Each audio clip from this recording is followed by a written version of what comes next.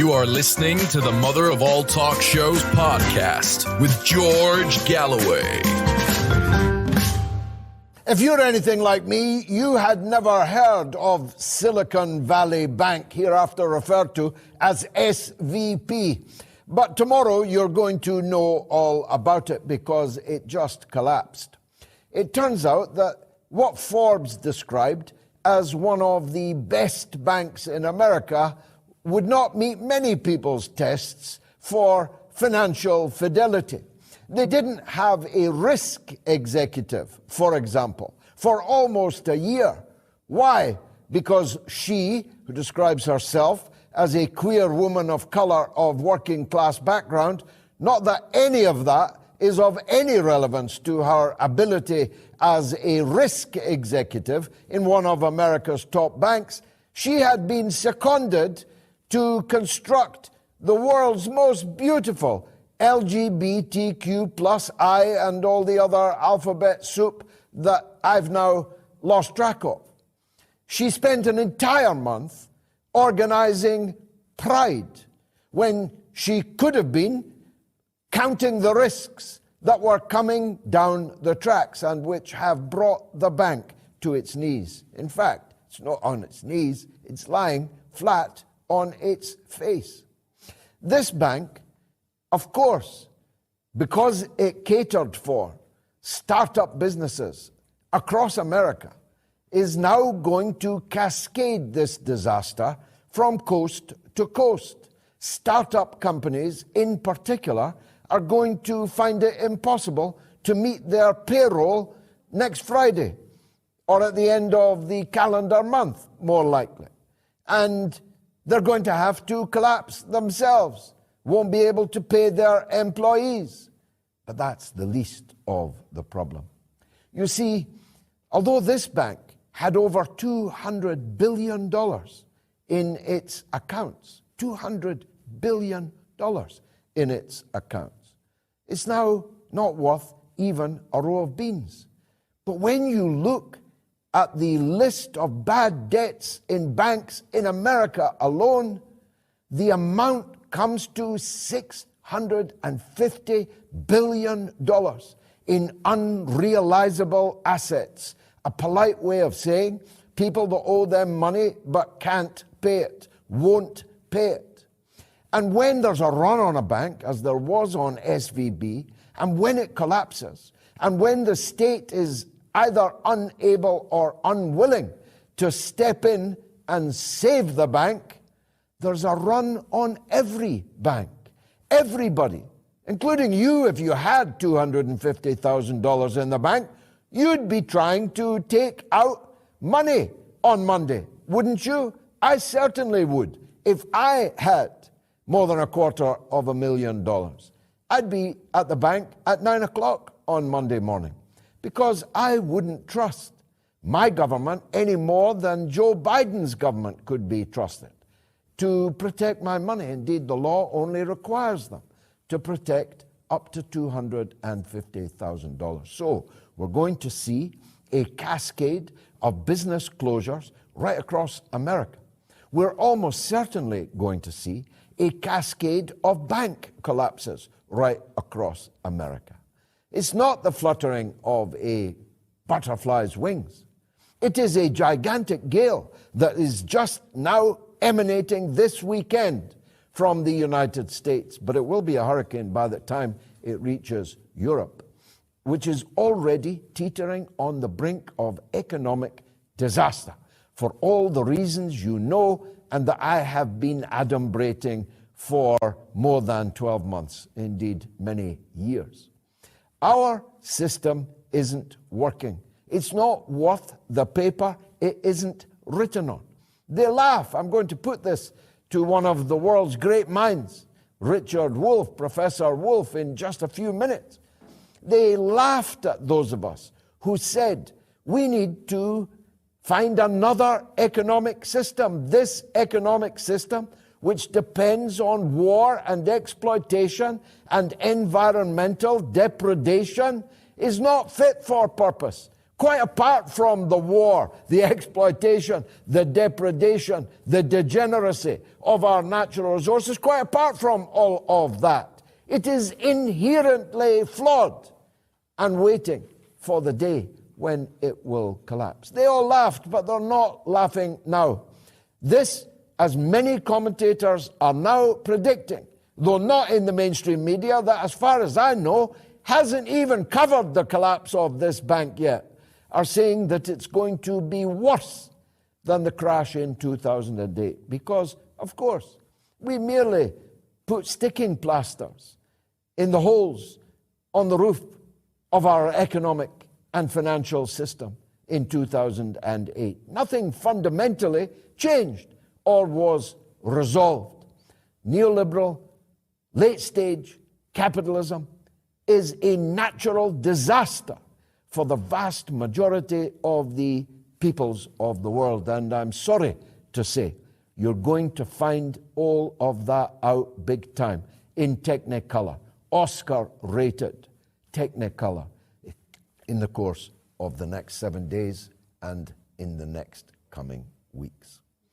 That's a very, very big story, and I'm probably bringing it to you first. A bigger story, in geopolitical terms, took place in Beijing earlier this week, and I don't know about you, but I have not seen it on the BBC. I have not seen it on CNN. I have not seen it anywhere in the mainstream media. Saudi Arabia and Iran, two of the world's biggest enemies, an absolute chasm between them, proxy wars raging across the Arab world because of them, and a chasm built on a schismatic Islamic division between Sunni and Shia, which for a time seemed to consume the Muslim world, particularly, I'm sorry to say, on the Sunni side. Many of them, you may have seen, relaunched my lecture in Beirut on Al Mayadeen television, in which I appealed to the young Muslims there, stop this obsession with Sunni and Shia. They're stealing your things while you're fighting each other. You may see it if you look on social media after the show. Iran and Saudi Arabia could not have been bigger enemies. And that had enormous implications. In Yemen, for example, all these years, all these dead people, all that famine, all that disease, the four horsemen of the apocalypse were riding across the Yemen as a direct result of Saudi-Iranian antipathy. Ditto in Syria. Where do you think all these head choppers, throat cutters, heart eaters in the alphabet soup of fanatic extremism, where was their wellspring? You know it, if you think about it for a moment. And that too was posed as a Sunni-Shia thing. Now that Saudi Arabia and Iran have kissed and made up, restored diplomatic relations, exchanged ambassadors to Tehran and Riyadh, this is of enormous global significance. But there's only one thing even more significant about it. It was brokered by China. It took place in Beijing, not at Camp David, not on the Capitol Hill, not on the White House lawn. It was brokered in Beijing.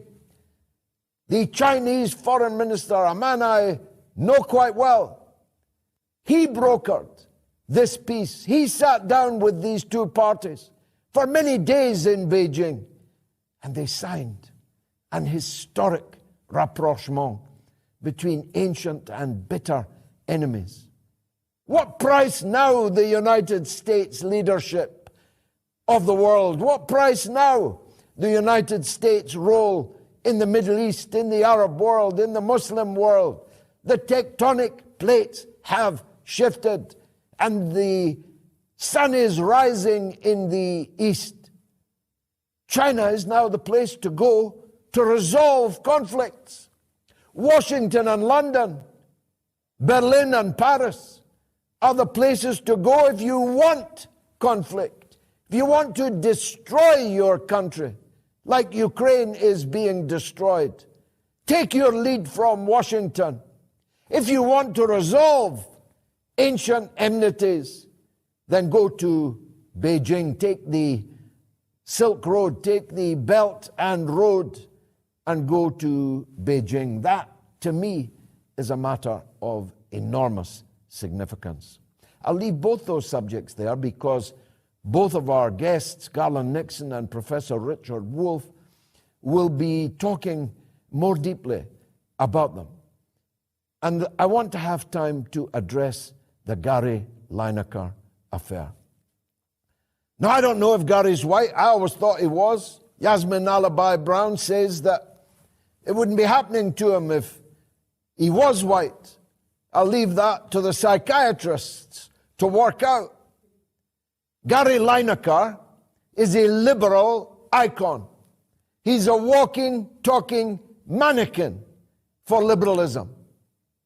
That's why I don't like him. I liked him as a player.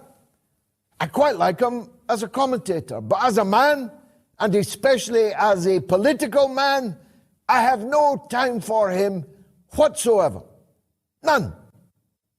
He's so typical of the kind of Blairite liberals that I despise more than anywhere else on the political spectrum.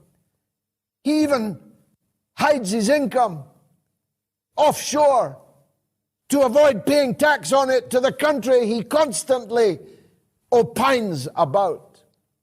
He loves the EU, but he also loves the people who are escaping from the EU, and it never seems to occur to them why refugees, migrants are escaping the EU to come to Britain, because he's too achingly liberal to ask himself or ask us for an answer to that basic conundrum.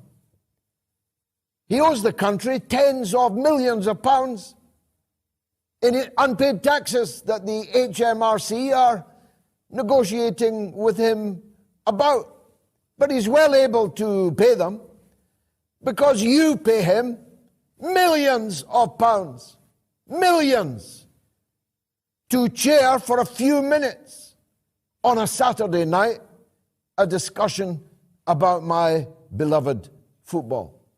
Now, I dislike Gary Lineker because of his views on the EU, because of his views on the Ukraine war. He's a blue and yellow man, if you know what I mean. Whether he's white or not, he's blue and yellow.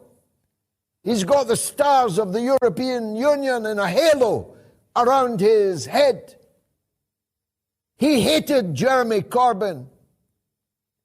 He was one of the Blairite liberal caste that put Boris Johnson in power and then spent the next few years telling us how much they despised Boris Johnson. If not for people like Lineker, you'd never have heard of Suella Braverman. You'd never have heard of James Cleverly. You'd never have heard of Rashid Sunak if it was not for people like Gary Lineker.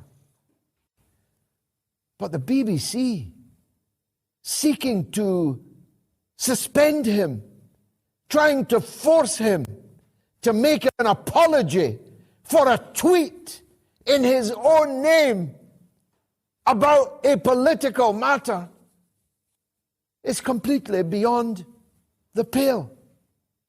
Why? First of all, Gary Lineker is not a politics or current affairs commentator. He's a football commentator. Secondly, he doesn't even work for the BBC. He's a freelance operator that appears on the BBC and on BT and on anywhere else that will pay him handsomely to do so. So who are the BBC to tell Gary Lineker what he can say on Twitter. I loathe what he said. I think it is a matter of utter hypocrisy, what he said, but he has to have the right to say it, doesn't he? The BBC say no. They've got to appear impartial, but they have never been impartial. They weren't impartial when Lineker tweeted, "Bin Corbyn," whether he meant put him in the bin or bin Corbyn as in bin Laden, I'll leave you to decide. Perhaps he intended you to infer both. But the BBC didn't ask him to withdraw that tweet, didn't ask him to apologize for it, didn't suspend him for it, even though he was talking about the leader of Her Majesty's loyal opposition. Direct interference by Lineker in British politics. They didn't order him to take it down. Neither did they do so with Lord Sugar. Have you seen what Lord Sugar writes on Twitter? Not just about Corbyn, or about me, or about the Nigerian football team 4 years ago in the previous World Cup. Have you seen what Lineker and all these other BBC stars were saying about Qatar? Although it didn't stop them going to Qatar and picking up lots of money while they were there. They've never been impartial. Not from the day that they were founded, as Lord Reith, their first controller, wrote very honestly at the time of the general strike.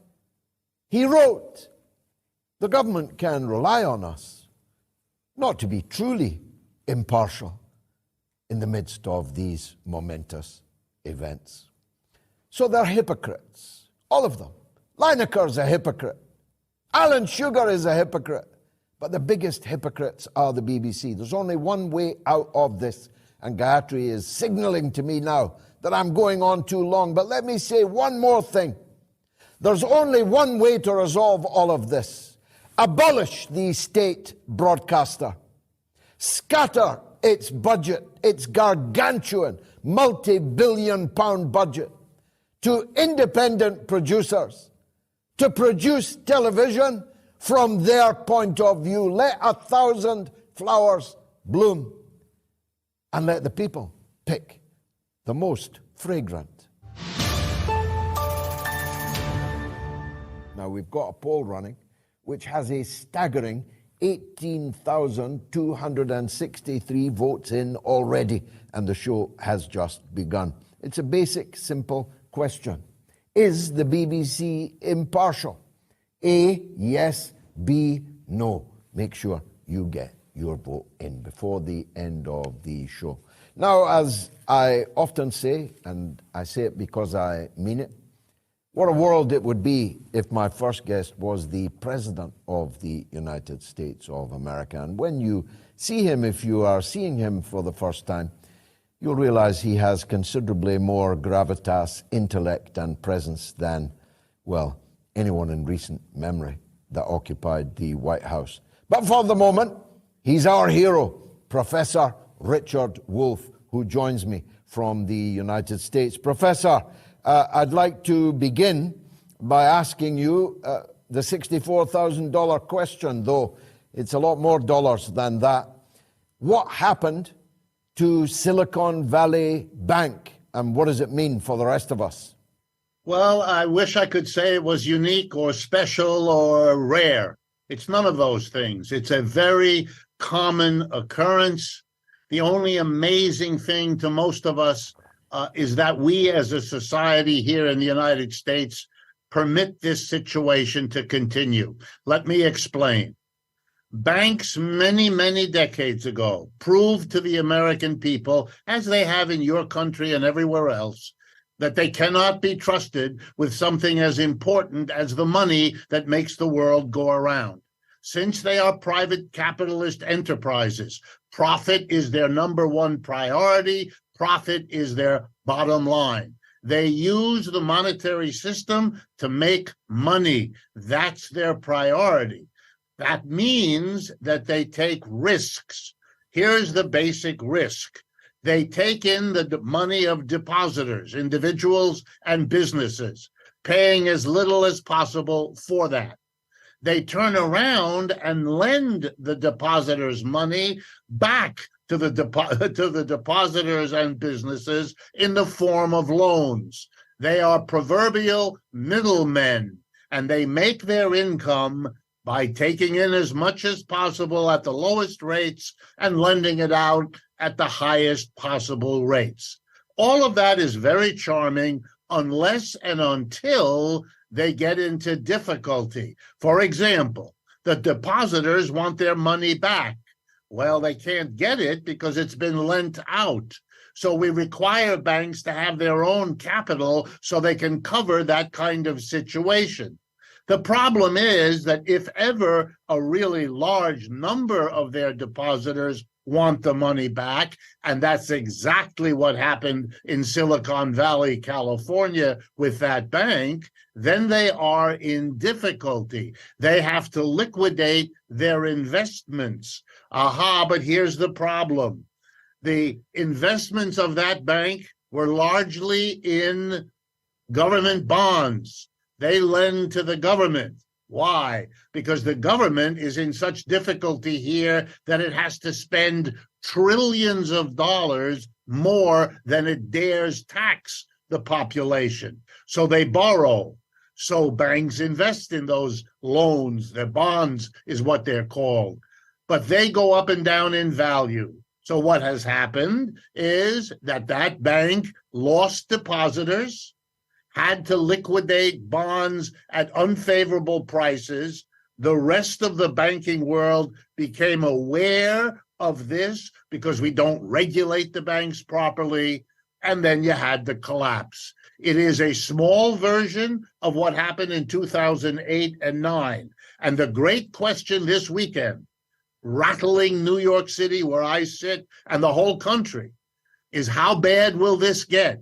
How long will this last? How many other banks are hiding the same situation that can no longer be hidden by the bank in Silicon Valley, which has, I assume you know, been liquidated? It's out of existence. It's utterly bankrupt. This is a sign. No one should miss it. It comes 3 or 4 weeks after another failure of a private enterprise or of the government regulation to keep us safe. That was in the little town of East Palestine, Ohio, when a private profit railroad cut corners on safety, destroyed a community, thereby exposing that the government supposedly regulating them has been captured by those it's supposed to regulate, and so it doesn't do its job. But this has happened over and over. It's an endless repetition of a fundamental flaw in our system. You cannot have the social welfare protected if the people charged with doing that have a private profit objective, which is a higher priority for them. That contradiction has never been faced and never been resolved, giving us an endless series of these kinds of breakdowns, which will ramify and ripple across this country. One of what you've just described so eloquently was featured in one of the most important books I read as a teenager, The Ragged-Trousered Philanthropist. It was described by Owen, the hero of the book, as the great money trick.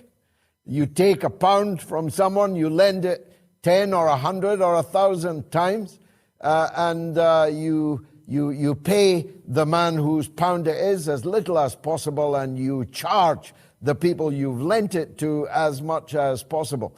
It is the great money trick that you have just described there, and yet it is fundamental to our economic system. Now, they laugh at people like you and me who say that our economic system is fundamentally rotten and must one day come tumbling down, and that we must be able to come up with a better one. In that sense, what's happened all over again would be good news, Professor, except that it's going to devastate perhaps thousands, maybe millions of people across the Western world over the next few weeks. Absolutely. And let me assure you, and those that are watching your program, this weekend, yesterday and today, all other business here in New York City, which is the economic and financial capital of the United States, if not of much of the world, all other business has been thrown away. There's a panic, an anxiety. The question is, how much money is the government going to need once again to bail out the private capitalist system when it flounders, when its contradictions catch up with it? How much other business will not be done? How serious will the efforts be? How many others are suffering already? How many bankers are running for the exits? Most of those questions will not be answered anytime soon. The terrible beginning of the stock market tomorrow morning is the deadline against which hysterical people, some of whom I know personally, are working in the government offices to save, once again, to save capitalism from itself, because that's their job, because they are Republicans and Democrats, and we haven't yet understood that we not only do we not have a loyal opposition, we don't have any opposition at all in terms of the power, which is why it is so disconnected from the realities that are now so frightening the United States. Well, we may be two peoples divided by a common language, but we are entirely united by the fact we each have a unipolar parliament and government with no opposition at all. And yet, Professor, this very evening, Joe Biden and the White House tweeted that under President Biden, the economy, the American economy, is headed in the right direction. Well, it looks to me like it's headed down an Ohio railroad to a crash. It is genuinely, for me, embarrassing. I'll give you a personal glimpse. I was a graduate student at a university here in the United States getting my PhD in economics. The university, I don't mind telling you, Yale University. A classmate of mine, a young woman, like I was a young man, her name was, Janet Yellen. She took the same courses from the same professors in the same room that I did. I know what she knows. I know she knows our economy is in among the worst periods of its life and its whole history. Let me be very quick with you. Our inflation is roaring ahead and no one knows how to stop it.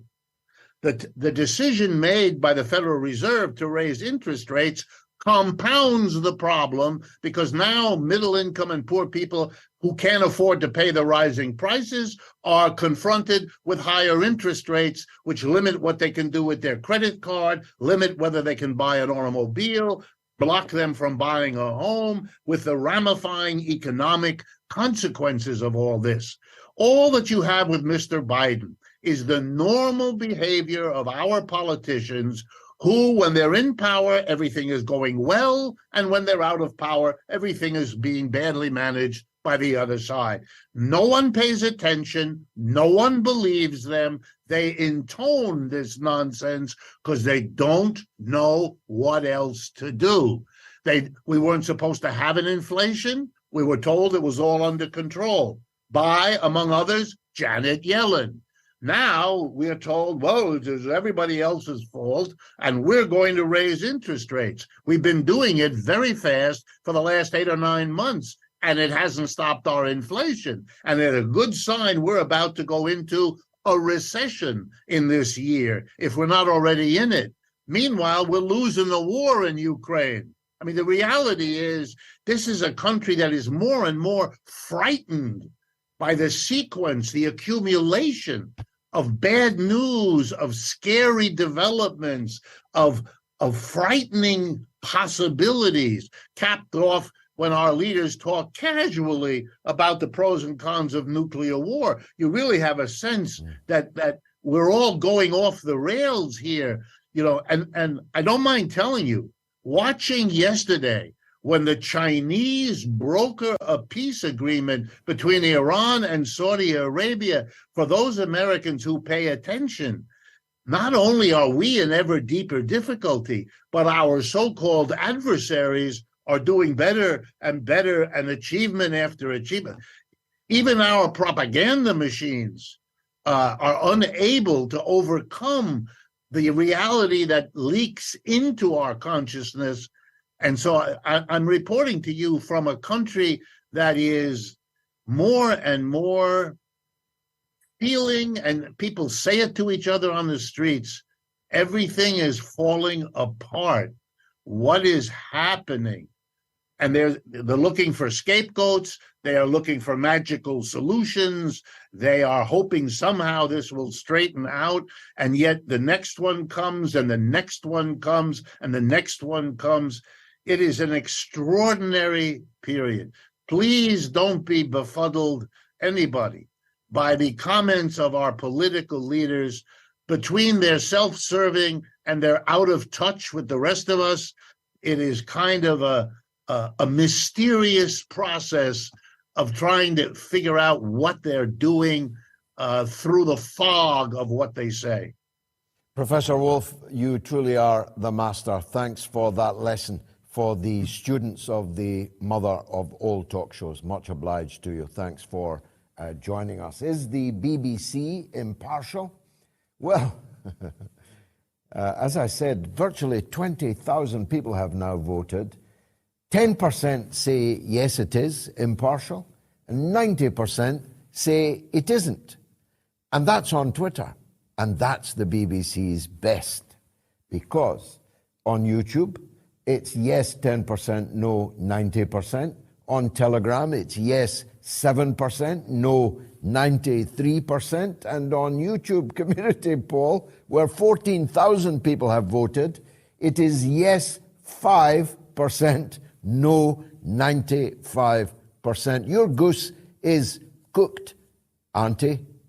And I, for one, am very, very happy about it. Let's go to Nathan in Seattle, who wants to talk about Professor Wolff's book. Nathan, welcome to the show. Hi, George. Thank you for having me, and thank you for having Professor Wolff. He is someone who I have a tremendous amount of admiration.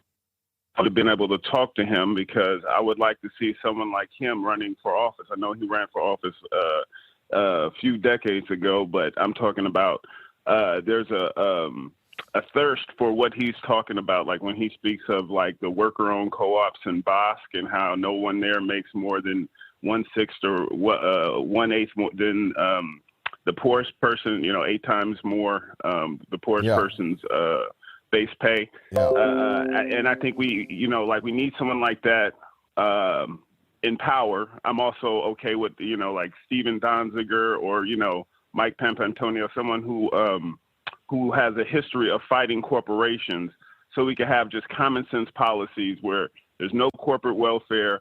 All money goes to worker-owned businesses exclusively. And that's also how we take the stranglehold off of our culture, off of, and we start moving towards getting away from people who profit off of death and destruction, like the, wartime economy and stuff like that. So if you can get any of the people I mentioned on again. He truly is, Professor Wolff truly is a giant figure and presidential with it. So I don't know if he's still watching the show, but I'm sure that he will have heard one way or another the points you've made, Nathan. Thank you. Let's go to Africa, to Nigeria, in fact, where Gooks wants to talk about the financial crisis. Welcome to the show, my friend. Thank you so much, Mr. George. It's my pleasure speaking to you this evening.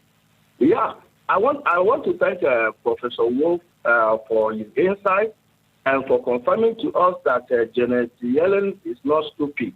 She knows exactly what she's doing. All these trips to Ukraine, telling us about what do they call it, the climate change, whatever, the identity, gender identity, and all these sort of things that are used to confuse the people. I'm happy he confirmed to us that that woman knows exactly what she's doing. But this latest about the bank, the Silicon Valley Bank, if you look at it, it's beginning to mirror what happened with the Lehman Brothers. And they let that one fall. I believe it was on purpose. Then they bailed out the other one. So is there anything like what happened in 2008 on the horizon that we don't know yet? But one thing I want us to remember is this. Andrew Jackson warned about this. And he said if the U.S. Congress does not take control of this currency, that these bankers, by inflation and deflation, they will turn them, I'm paraphrasing right now. He said the children of the people that fought for this land will wake up to be slaves in their land. And this is happening. If you remember what happened in Jekyll Island, if you read the Creator from Jekyll Island by G. Edward Griffin, we found out that the U.S. government has never had a sound money since 1913. This Federal Reserve came into existence. How many wars have they funded? How long after it was founded that we got this First World War?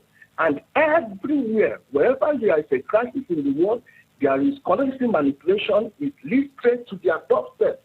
But no one wants to talk about it. I'm happy you are shedding light on it. Thank you so much, Mr. George, for all you do. No, thank you. Your call shows both the erudition of the people who watch this show and call in to it, but also the geographic spread that we have now achieved. We are receiving calls. Last Wednesday, we had 110 people call the show, and virtually from every continent, and from countries that had never featured on our switchboard before. We really have become that open university of the airwaves, and who could be a better teacher than Professor Wolff? I did not know that he had attended Yale University, still less that he was a classmate of Yellen. Two things are immediately clear from that knowledge. First of all, Professor Wolff studied economics rather more intently than Janet Yellen did. And secondly, who would not want to swap Professor Wolff for Yellen in the Treasury hot seat this weekend? I know I would. Simon is in Florida, always worth hearing. Simon, welcome to the show. Good evening, Mr. Galloway. I'm so pleased that the materials that I'd sent through regarding Iran and Saudi Arabia were of use to you for today's show. But Definitely. If I may be so bold sure. to add a couple of additional points. One thing that Please. has been largely overlooked by all of the Western mainstream media is whilst the representative of the Saudi Arabian government is meeting with the Iranian National Security Advisor in Beijing, the Saudi Arabian foreign minister was actually in Russia. And the day before the Iranian-Saudi deal was announced by the Chinese, a statement was put out by the Russian Ministry of Foreign Affairs that said, and I'll read just one sentence of it, the situation in the Gulf area, including plans for creating a collective security system that would involve the creation of mechanisms for joint responses to existing challenges and threats with the participation of all stakeholders was reviewed in detail. Now, the reason why that was so significant is the week before these two meetings had started in Russia and in Beijing simultaneously, the Saudis had gone to the Americans and they had said that they wanted to consider a normalization of relations deal with Israel, but doing that was dependent upon America giving them a security guarantee and allowing them to pursue civilian nuclear energy. Now, the Americans didn't say no, but they didn't say yes. They basically said, we're going to have to go away and think about it, which indicated they were going to consult the Israelis.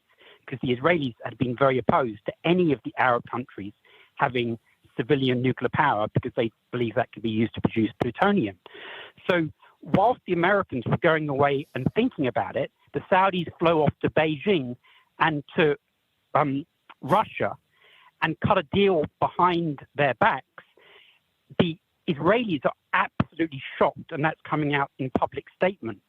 The Americans are claiming they knew all about it, and they're very happy because it's going to pursue the interests of world peace. But straight after these two deals being announced, President Putin sent a message to Z in English on the internet, and at the very end of it, it said, "I look forward to continuing to coordinate our interests in matters of regional and international security." And as a real troll, he put an emoji of a hand signing a document. How wonderful. What a wonderful call. And what a terrific man you are, Simon. Thank you for that and for the material that you sent me. I read it with interest. And as I say, how lucky we are to have the audience that we do. 1 million people every week watching all or part of the mother of all talk shows and most attentive to what they hear, and many of them truly brilliant students. It's quite humbling, actually. Robert is in the Bronx, wants to talk about the Iran deal. Robert, most welcome to the show. What would you like to say? Thank you, George. Thank you for taking my call. I think it's great, and I think the Chinese are the ones who should broker a two-state solution. The U.S. government will never do that. Also, I want to say that 2 weeks ago, you had a clip of Donald Trump stating that he would end the war in 24 hours if he was elected. That's the same guy who, when he was president, the Ukrainians were bombing the Donbass and killing Russian-speaking Ukrainians. And he didn't do anything about that. All he was interested in is getting the Attorney General in Ukraine to find some evidence on Hunter Biden. But he knew they were bombing the Donbass, and he didn't do anything about that. He also said he got elected. It's an absolutely fair point. No, it's an absolutely fair point. He also did a lot of really bad things in killing General Soleimani, for example, on a peace mission at Baghdad airport. He bombed Syria, rocketed it. But he didn't start any new wars, unlike Joe Biden. And he didn't take us to the brink of World War III, unlike Joe Biden. Do you agree with me, Robert? I agree with you, but you know what? The people who are making money off this war are the same members that he has down in his club down in Florida. They're the same people. The same people who are making this money off this war are his friends down in that club that he has down there in Florida. The same people. I'll tell you what we need. We need Professor Wolff and Jimmy Dore on the ticket in 24. That's what I say. I hope you're enjoying The War of the Worlds read by me. I'm not Orson Welles, but I'm the next best thing. And if you are, you can only be a supporter of me on Patreon, as many people are. It's extremely important to me and my family personally, and I'm grateful to them. Some of them have sent in comments. Gul Cormican says, the BBC has never been impartial. These days, it's the media wing of the Tory party. Same when Blair was in, when they tub-thumped for war in Iraq. I'd get rid of the license fee, like yesterday. They should move to a subscription service. I, for one, wouldn't be paying for it. You and me both, sir. Peter Kelly says the idea that any big cultural institution like the BBC with that much ideological influence is or ever has been impartial is frankly absurd. The ruling class colonized it as soon as it came into being, and they have never left. Well said, Peter. David Nimmo said, I agree with Peter, particularly with the chairman appointed after an £800,000 bung to Boris Johnson. And Paul Vinogradov says the idea the BBC is impartial is one of those tests for whether you can sell someone a bridge in London going cheap. If you'll believe that, what won't you believe? On BBC Radio 2 News this morning, Rashid Sunook's current visit to the US is further elaborated that the AUKUS squad is justified blandly as required, quote, to counter the threat of China. Who has China threatened? When? With what? This isn't journalism, it's naked propaganda and incitement to aggression. They are a disgrace to the idea of a free press or a free country. Thank you so much indeed for that. Garland Nixon joins us from Washington, D.C. to talk about America, yes, but to talk about how the world is changing. Garland, welcome back to the show. Always a pleasure to have you on. Let's start, though, with this Silicon Valley Bank. I made the point that when a butterfly flutters its wings in Silicon Valley in California, then a hurricane can be expected across your country and across the world. Any insight into how Washington is going to attempt to tackle what might be as bad as 2008 all over again? Well, I will say this, that sadly, Joe Biden probably does have a little bit of a relief there because his Nord Stream hoax started to fall apart. I don't know if you were following that, but Reuters, after the claim that there was 6 guys on a sailboat who bombed the Nord Stream pipeline, Reuters adjusted that. Apparently, they've added additional boat, and I imagine that as the story comes unglued even more, they'll continue to add boats until they have an entire flotilla of sailboats that made their way out into the Baltic Sea and blew up the Nord Stream pipeline. So there's maybe some relief from the Biden administration that they don't have to face that disaster that they've created for themselves. But I mean, to be quite frank, people are holding their breath to just show how broad the implications are. I'm just an average, regular old person here in America. I didn't think in any way, shape, or form connected to the SVB bank. I had what I would consider a moderate amount of money that I was attempting to move in crypto yesterday, and I found out that this had affected the crypto market in a way that my money that I had was frozen. It's not my life savings by any stretch of the imagination, but just to show that, how many people are affected, a person who had never even really heard of SVB Bank until now.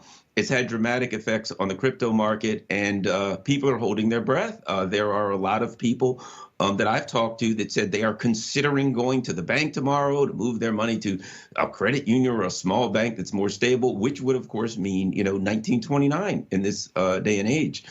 I think this also demonstrates the damage that was done by deindustrialization, because as the United States was deindustrialized, it was financialized. And now all of the economic power is made through these complicated financial instruments, which means that when the economy starts to fall, there is no industrial base to back it up. There's no jobs for people to go to and make things anymore. All of this money is created through strange and financial instruments. And as SVB falls apart, figuring out what caused it to fall apart will be as difficult as fixing it.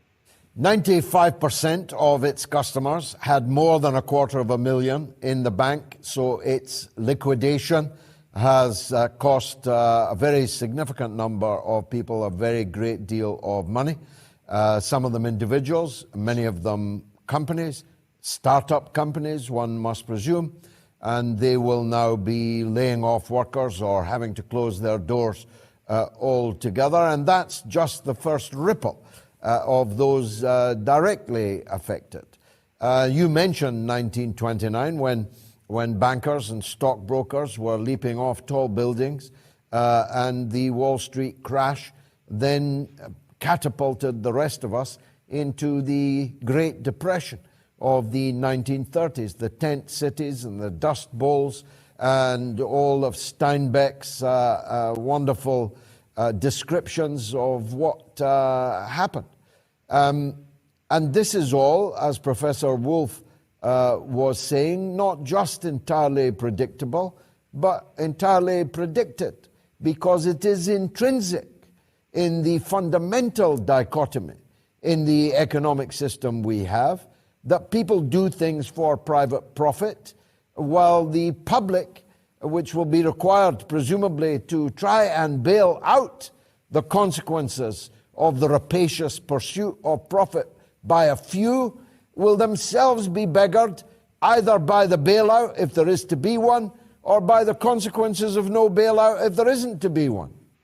So what we're looking at is a couple of things, and that is, this is not a new scenario. If we look at 1990 and 2000, every 8 to 10 years for quite some time now, we've had an economic downturn. Generally, there would be, some manner of job loss and economic loss. But as neoliberalism entrenched itself more deeply into our system, the last couple, 2008 and potentially now, have been dramatically more severe. And I think we're just looking at now a situation where 2008 was never addressed and could not be addressed because it was systemic. They simply put some patches on what was going on and allowed it to expand. And now we have the Biden administration, which is simply a neocon administration. They're inept enough at their foreign policy, but they have nothing when it comes to domestic policy. You can see, the perfect symbolic issue here was East Palestine. You could not write a movie. You couldn't write a book for a worse response than the Biden administration and Pete Buttigieg. It was a caricature of government. So looking at the way they handled that particular issue, you certainly know that this financial disaster in the hands of these incompetent people will be magnified rather than mitigated. So I think there is a combination of a fear that the system has dropped to a level where the hoax is up, the game is up. The game of three-card Molly and hiding the money that they had is about to fall apart. And you accompany that with the Biden administration, who, Joe Biden, he can barely find his way off of a stage anymore without either a service dog or, someone to help him, to guide him to an exit. And there's certainly no hope that this guy and the crew that he's put together is going to be able to do anything other than make it worse. Now, you mentioned foreign policy, Garland, as did Professor Wolff earlier. Let's take a couple of truly outstanding examples of how things are falling apart for the U.S. The sight of Saudi Arabia and Iran kissing and making up, not in Camp David or on the White House lawn, but in Beijing, under the hammer and sickle of the Chinese People's Republic. If that doesn't show the extent to which the tectonic plates have shifted, I don't know what would. Yes, and it demonstrates something very profound, and that is the U.S. empire operates by creating chaos and instability in a region. If you look at the actions that we've taken over the last 20 years, invading countries, overthrowing government, meddling in the affairs of countries, everywhere, but particularly here for the purposes of this discussion, the Middle East, we've created instability intentionally. Even now, the United States over the last several months the last several weeks particularly, has worked to prohibit countries from being able to assist Syria in rebuilding and continue to occupy 1/3 of Syria and to steal their resources. So China has come in and they first, keep in mind, a few weeks ago, they released a document in which they carefully argued all of they made a powerful argument against U.S. hegemony, and they brought in the president of Iran, met with the leadership of China. Afterwards, they have taken an act that has worked to bring stability to the Middle East. And if anyone looks at a map and they see how Saudi Arabia gets their oil to the sea, they'll see they can use the Persian Gulf, which is controlled at the Straits of Hormuz by Iran, or they can use I believe it's the Red Sea, which is controlled by, ostensibly, if Yemen has control of their country, by Yemen, which is an ally of Iran, and of course they can go out the Suez Canal. So Saudi Arabia greatly benefits from this because now they're guaranteed that no one's going to close down their access to the sea. They win, Iran wins, everybody wins. It isolates Israel, which will, of course, magnify the internal contradictions in Israel and make it more difficult for Israel to strike out at other countries. Israel is going to have to deal with its internal contradictions as the chaos around it begins to be mitigated. And keep an eye on Turkey. You know, we could talk a long time. This is going to have a dramatic effect on Turkey. The there are two others actually I'd like to ask you about, but one of them less significant. It's this one. The United States moved all of its assets, its metaphorical tanks, onto the lawn of the parliament and government of Georgia, the former Soviet Republic, in a mass protest against a law which would force organizations to divulge the extent of their foreign funding. A law which both the United States and Canada themselves have. Indeed, you are hunted as a foreign agent in the United States if you even do the racing column in a Russian newspaper. Georgia was going to require people to declare the X percent of their budget came from the United States, and they moved heaven and earth to have the law destroyed. And they might not have given up. Maybe regime change in Georgia is on the... Does that not brazenly show the hypocrisy and double standards to... I mean, a blind man could see that.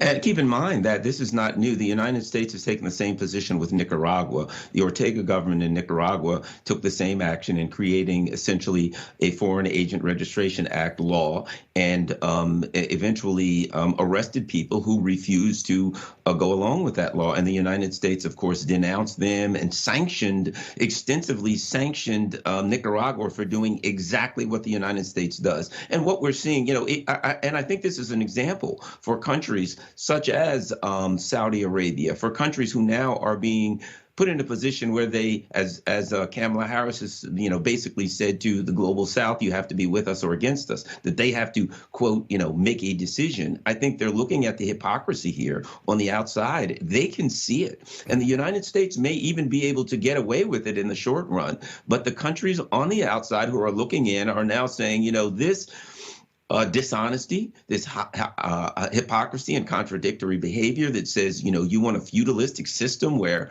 you know, you can be the nobility and we all have to be peasants isn't going to work for us. This is what I believe is causing countries in Africa to protest and wave Russian flags. This is what's causing countries in the Middle East to look to the Eurasian coalition of countries and say, we want people that at least when we make a deal and shake hands with them, that they'll agree not to meddle in our internal interests. They'll agree not to sanction us outside of the UN rules and regulations, and we won't have to deal with these types of hypocritical contradictions. So even when the U.S. gets away with it, the rest of the world is watching at a time when the U.S. is forcing the world into an even more distinct multipolar system than would be organically forming on its own. As you bring up Africa, Blinken is headed for Ethiopia, where he will land in an airport built by China. He'll be received in administrative buildings that were built by China. He'll drive to the capital, Addis Ababa, along a highway that was built by China. What can Blinken offer the Ethiopians that can compete with that? Blinken can offer nothing. And in fact, the Ethiopians and the rest of the world, I'm sure, are looking at the SVB bank system. And they're saying, you know, we're looking at China's economic system. We're looking at Russia's economic system. You tried to sanction them out of out of business, and they're still going strong. They're, again, my father used to have a saying, children don't listen, they watch and learn. And I would argue that the same thing for these nations. They're watching and they're saying, yes, you have the power and authority right now to get away with a lot. But if you want us to join you in a coalition, we're going to watch you. And they're looking at the U.S. system and they're seeing it in collapse in every way, shape, or form. They're looking at China, and the two words, when you think of diplomacy, the two words that that you cannot associate with the U.S., which I think are the most important words to associate with diplomats, are stability and justice. A just system where everyone is treated the same, and stability where the acts of diplomacy creates greater stability in a region or in a country. They're looking at the U.S. Bombing of the Nord Stream 2, and if it wasn't bad enough, they're coming up with literally a childish hoax to argue that's just collapsed before they could even barely get it out of their mouths. They're trapped in this childish hoax that they came up with afterwards. The rest of the countries see this, and they're saying China and Russia seem more stable.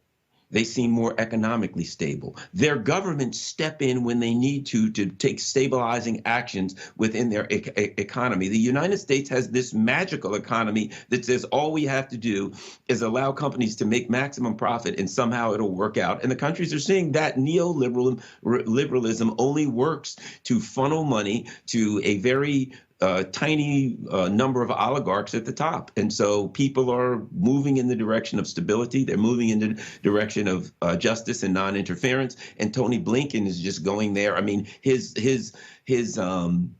history is he carried Joe Biden's coat and umbrella for 20 years, and that's how he was rewarded with his job. He has no history of being a diplomat, and clearly he has no clue how to be a diplomat. China, am I saying this? China made it clear if they were to call Tony Blinken and comment on the Middle East, they'd say, this is what happens when you send a boy to do a man's job. Yes. Finally, Garland, it's red carpet time. The Oscars. Was it a sign, a straw in the wind, that Zelensky asked to come to the Oscars and the Oscars knocked it back?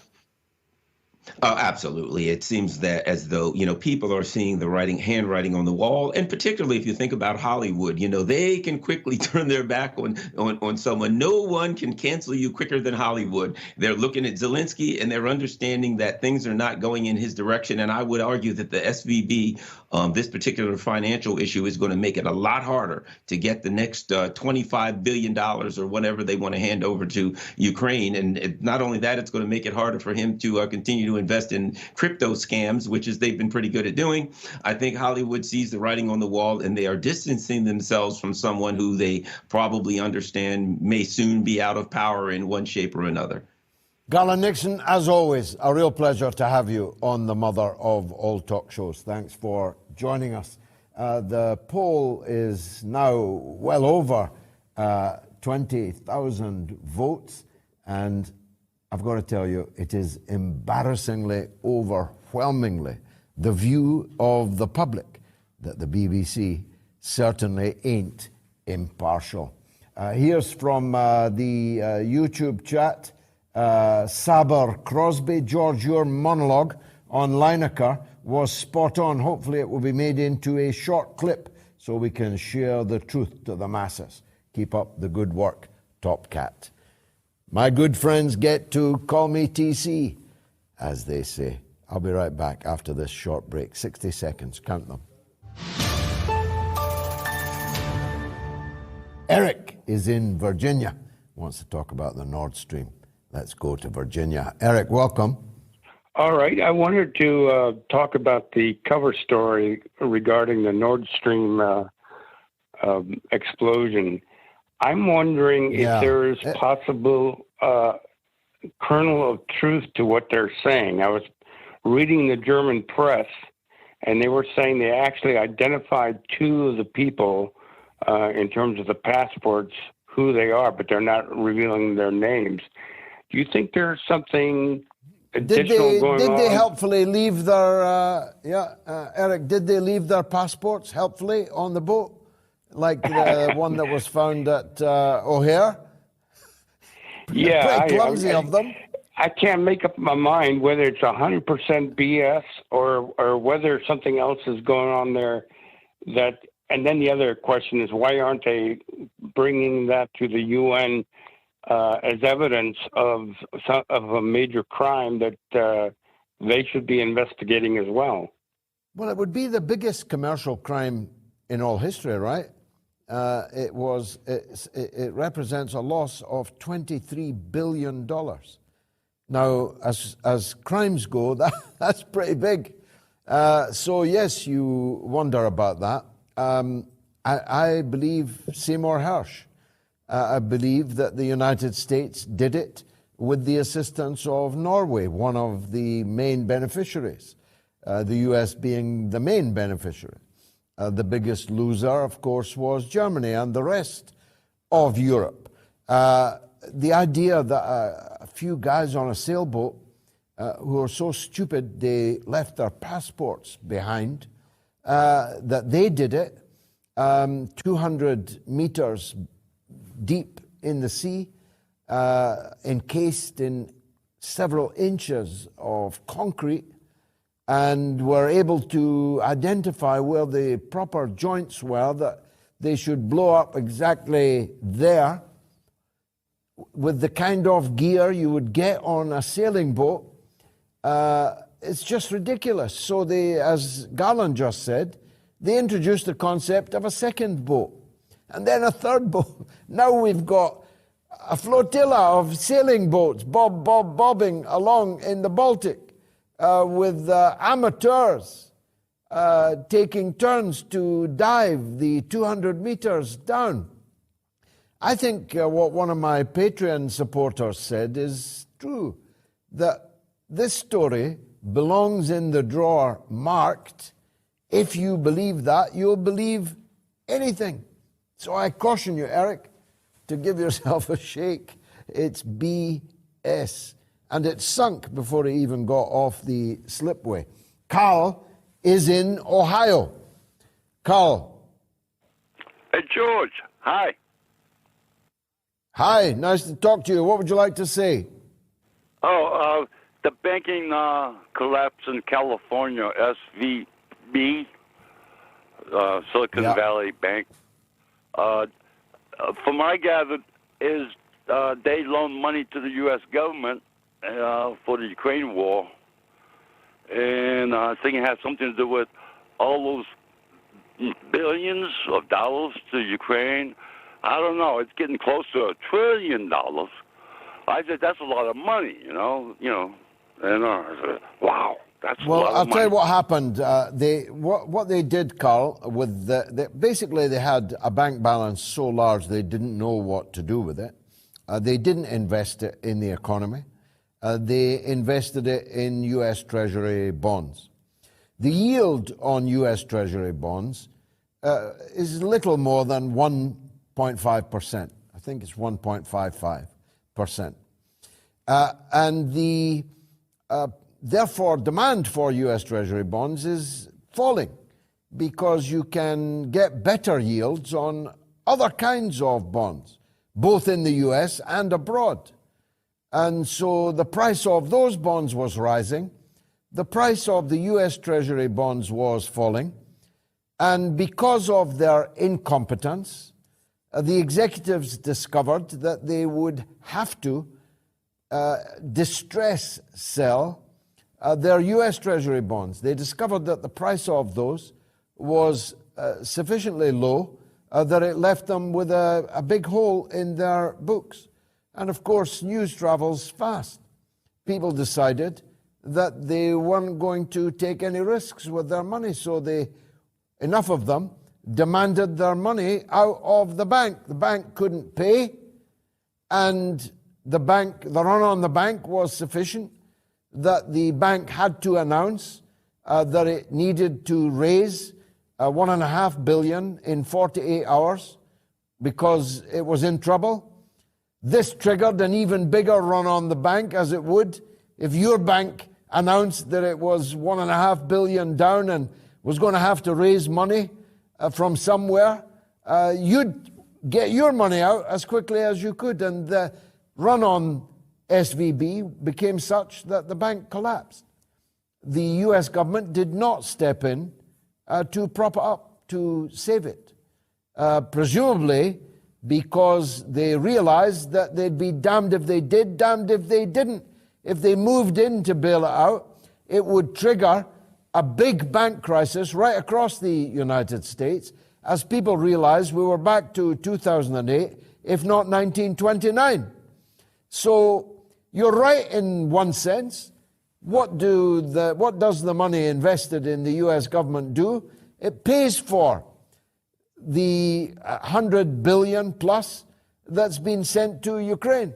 It pays for, instead of taxing the richest people in America, it pays for tax cuts to the richest people in America. It pays for vanity projects, and particularly military vanity projects that achieve nothing economically, are presumably intended for prestige, for a country whose prestige is losing like snow blowing off a wall.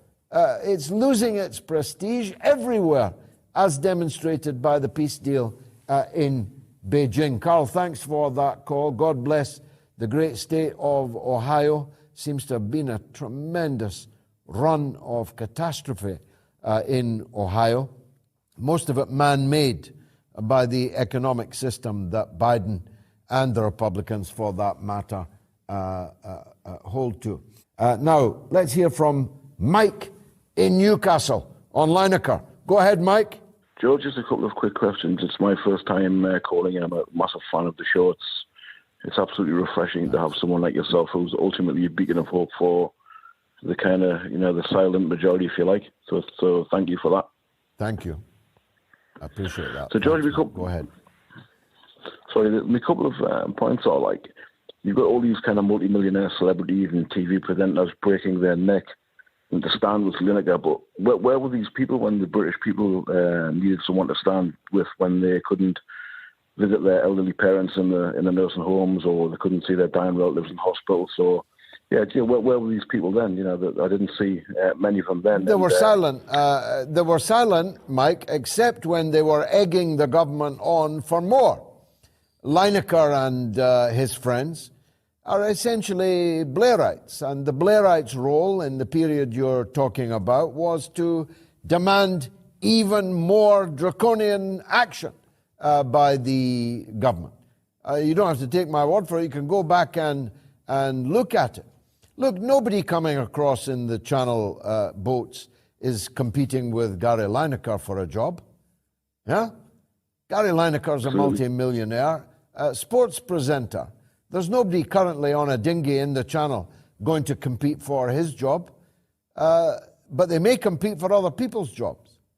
Gary Lineker doesn't rely on the local GP and the local hospital for a hospital appointment. I'm sure. I'd be astounded if he didn't have private health insurance. But most of the people in the country do not have private health insurance and are dependent on it.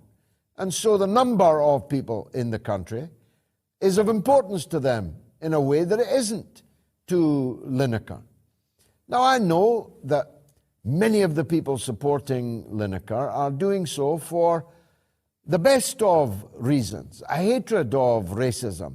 Who could hate racism more than me, as the father of 5 mixed-race children with an Indonesian wife, and who has represented more people of colour in the British Parliament than any other politician in history? Who could hate racism more than me? But this is not about race. It may be for some, but fundamentally it isn't about race, because most of the people coming across the Channel are white. 60% of the people coming off the Channel are coming from Albania. Albanian people are white people. Albanian people are leaving a country that you could fly from to London for £30. But they're spending £5,000 to come over in a dinghy. Why?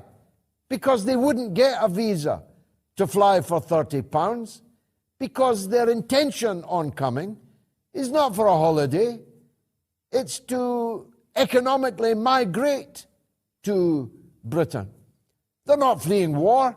There hasn't been a war in Albania since 1945. They're not fleeing oppression.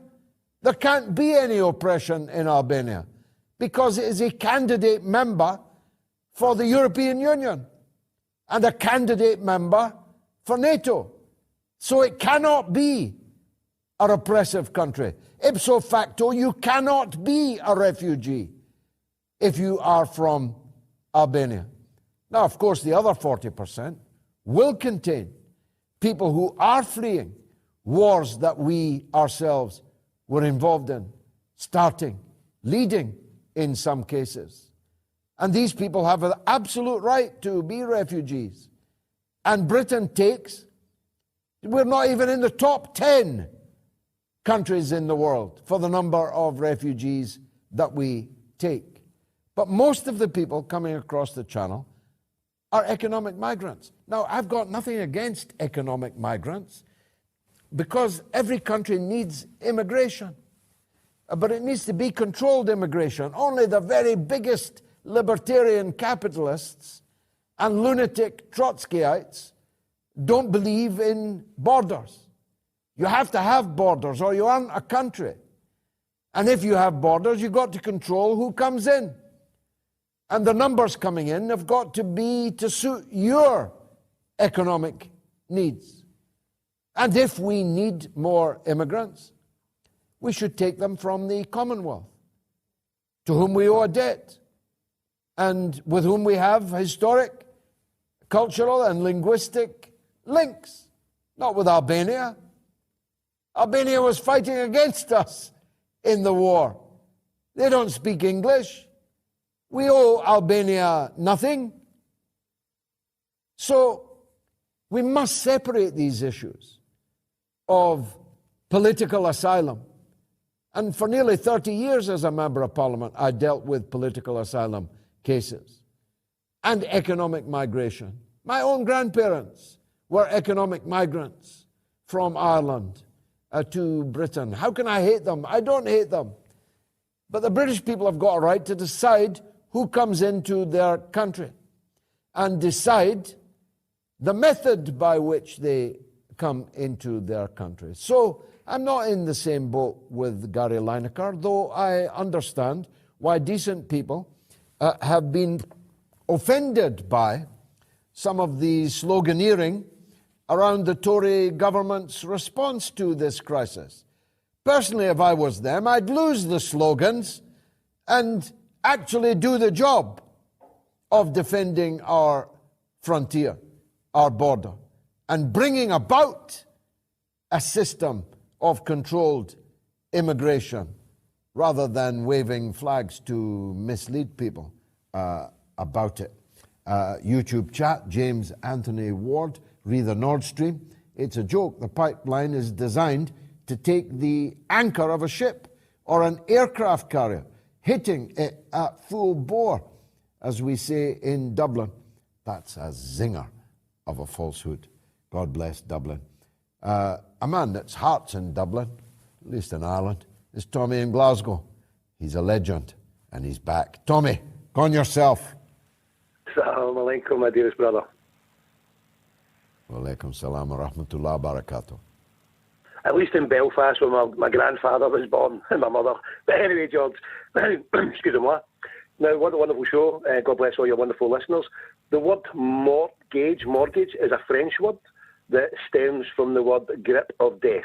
A wonderful book with the same title written by Michael Rowbottom that I would implore yourself and anyone else to listen to read to find out exactly how this financial system controls us all. Indeed, the three main monotheistic religions have said that, you do not deal in this interest.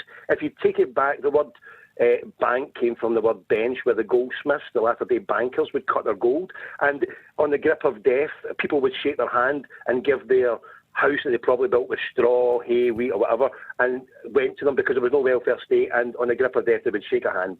Now, the modern-day bankers stem from if you look at Mayor Amschel Rothschild, who sent his sons to Frankfurt, Florence, Paris, Amsterdam, London, and financed kings to fight wars against each other. And on the back of that, the kings introduced the taxation system that we live under, where the taxes up the whatever they would want taxes.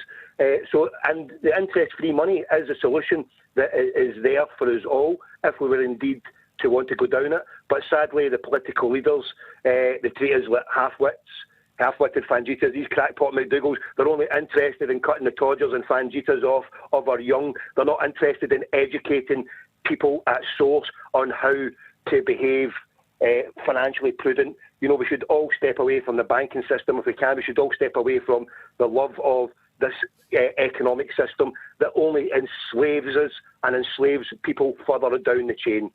God bless you, brother. God bless your show. No, absolutely right, Tommy. Of course, Rothschild did that. Indeed, all the bankers did that. George W. Bush's grandfather, Prescott Bush, was funding the Nazi economy in the run-up to the Second World War.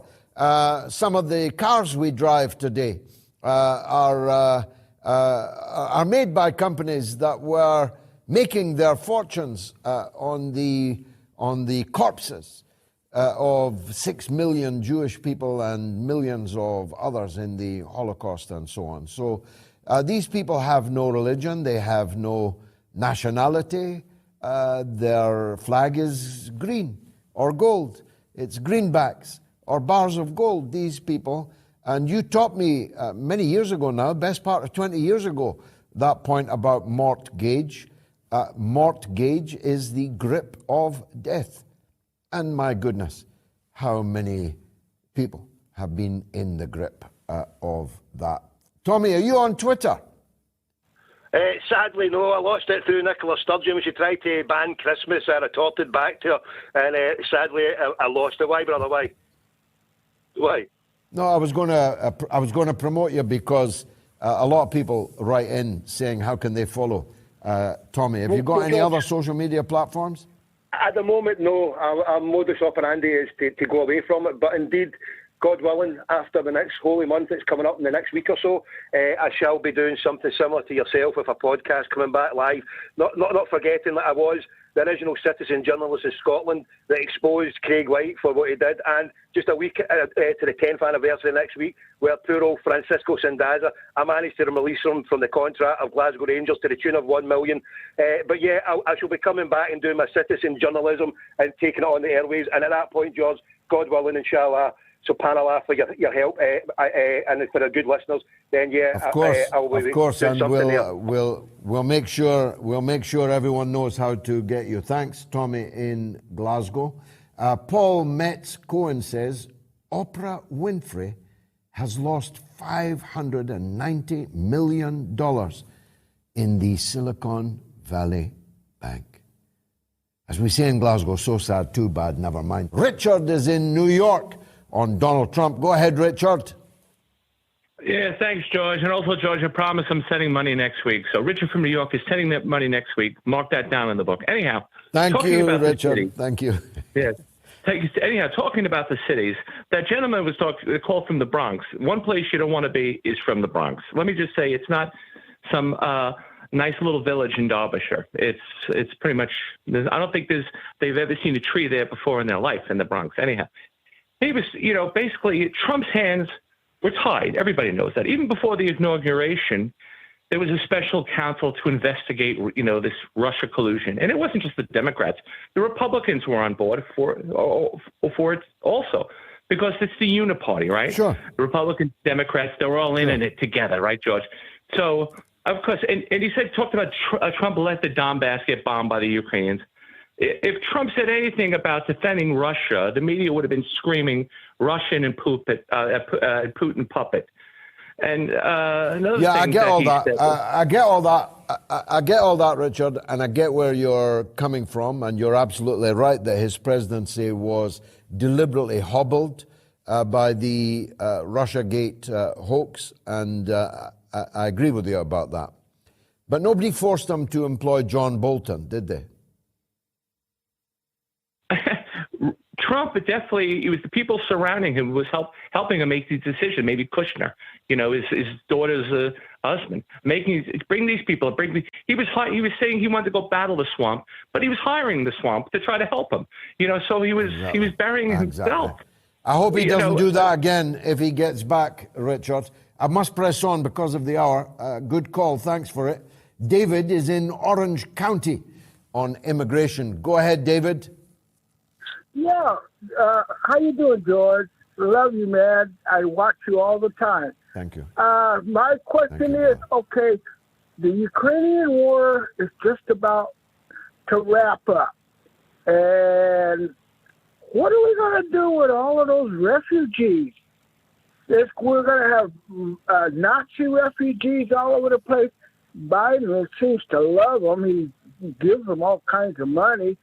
So when this war is over and they need a place to run, they're going to come over. I don't want them here. I don't want them here. I don't want them here. Well, you're definitely going to have them, though not as many in America as there will be in Europe. Already are in Europe. 9 million people have already left Ukraine and are living in Europe. A country like Ireland has an astounding number. I forget the number now, but I have a feeling it's a six-figure number of refugees in a country like Ireland with a population of 5 million. So not many of that 9 million will be going back to the Ukraine. They get, to call it preferential treatment is, of course, an understatement. Ukrainian refugees are fast-tracked, literally at the airport, where there are signs in Ukrainian and, what do you call it, the zone that you can, fast zone, into the countries that they turn up in. That will not last forever because some of those Ukrainian refugees will turn out to be rum characters indeed, as many of the Albanian and Kosovan refugees turned out to be. Many others will be perfectly decent people, only seeking to work hard and make life better for themselves and their families. But there will be amongst them criminals and extremists and all kinds of bad apples. And so there will be a direct relationship between the numbers that a country takes in and the amount of problems that will result. And I think that we will be in problems in Europe for many decades to come as a result of this conflict, which never needed to happen. You'll take your share of them, David, no doubt, but then America's share of refugees is never as great as it should be. Thank you for the call. Alison Woolley has written into the show, George, I confess I allowed them to turn me against you in the past. How wrong I was, and I apologize. You are one of a very few emerging heroes of mine in the last 3 years. Keep up the great work. Thank you, Alison. And line one is Richard in New York on the Bronx and Russia-phobia. Go ahead, Richard. Hello, George. You're number one. The man had a total cockeyed view of the Bronx. I grew up there. My first 25 years was spent in the Bronx. I'm almost 80 now, and I've lived in every borough. Never met anybody that has lived in every borough of New York City. But the point is, Bronx has plenty of trees, botanical gardens, the Bronx Zoo, world famous, Pelham Bay Park, Van Cortlandt Park, blah, blah, blah. That's just to get the guy to come visit the Bronx, and maybe he'll see something different. I think we should all one day visit the Bronx. We should all get together at the Botanical Gardens. Yes, Richard, go on. Bronx by a famous witicist, if that's what they call, a man of wit, who said, "The Bronx, no thonks." Now that might tickle your funny bone, but it's not the case. What I want to mention mainly is this bad mouthing of Russia, the Russophobia, I guess you call it. People just kind of conditioned that. But I listened to a thing that was recorded about 10 years ago by a guy named Webster Tarpley, who did a presentation to the National Press Club in Washington, in which he mentioned that 150 years ago, before that day, on the 24th of September in 1863, right in the middle of the Civil War, 7 Russian warships, modern at the time warships, sailed into New York Harbor, and a little smaller number later into San Francisco, to show Russia, in the form of the Tsar at the time, supported the North in the Civil War. The North had some kind of bad battles just before that, and they were kind of not feeling very confident. And your nation, the nation of Great Britain, and the French nation wanted to come into the war on the side of the slave-holding South. So I don't know what was behind the Tsar's it's a very powerful and interesting call, and we need to talk again in the future. Alas, not tonight, because we're running out of time. Isn't it wonderful that we've had here tonight a spirited debate about the Bronx, the quality of life there? I'm not all that familiar with the Bronx, though I have been there, and I know some of the fighters that came out of there. But this I do know. We've got a lot of viewers in the Bronx, and they've all got a point of view. So we love the Bronx. We love New York. Richard Wolff is from New York, and anyone that can produce Richard Wolff is good by me. Jamie Conway donates £4.99. Thank you. Love the show, George. My late friend Johnny Murby was a good socialist and long-standing listener and supporter of yours. R.I.P. Johnny. And I join you, Jamie, in that. Now, the poll is closed. 21,135 people voted. How's that for a 2-hour show? And it was simply overwhelming. On Twitter, only 10% of people thought that the BBC was impartial. On YouTube, only 11%. On Telegram, only 7%. And on the YouTube community poll, only 5%. And I do think that that is reflective. It's a huge number, and it's not scientific, of course, but it is, I think, reflective of the growing feeling in our country that the system of a state broadcaster that you are forced to pay for, and a considerable amount of money, for programs that you don't watch, don't enjoy, certainly could never watch with your elderly mother sitting next to you, for presenters paid a king's ransom, who have nothing to do with your life or your views, and who oftentimes, like for example in the Brexit debate, often seem to hate the country that's paying for them. In fact, I often think, when listening to a BBC radio and sometimes very rarely watching BBC TV, that the people that work at the BBC, Tony Blair types overwhelmingly, don't actually like the British people all that much. They don't like their rough ways. They don't like their rough definitions. They don't like their vocabulary. They don't like their political instincts. They don't like how they vote, either at elections or in referenda. But they like our money.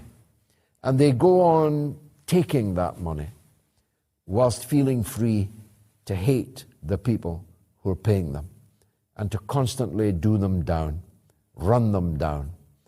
And I think we're coming to the end of our tether on that. As I said, I hope persuasively in my opening, It's not that I like Gary Lineker, I don't. It's not even that I entirely agree with what he tweeted, though I agreed with some parts of it. It's the fact that we have to save free speech in this country. If we don't, then nothing else matters. There's a reason why in the United States it's the First Amendment to the Constitution that protects free speech, because everything else depends on it. If you do not have free speech, you have no freedom or democracy at all. And so I support Gary Lineker's right to free speech, especially for the reasons I gave. That he doesn't even work for the BBC, and that they've never said a word to Lord Sugar or many others that have constantly interfered in the political life of our country. It's because they liked when Gary Lineker said bin Corbyn. They like when Lord Sugar called on people not to vote for Jeremy Corbyn. If you trusted him as an East End boy made good, he said laughably.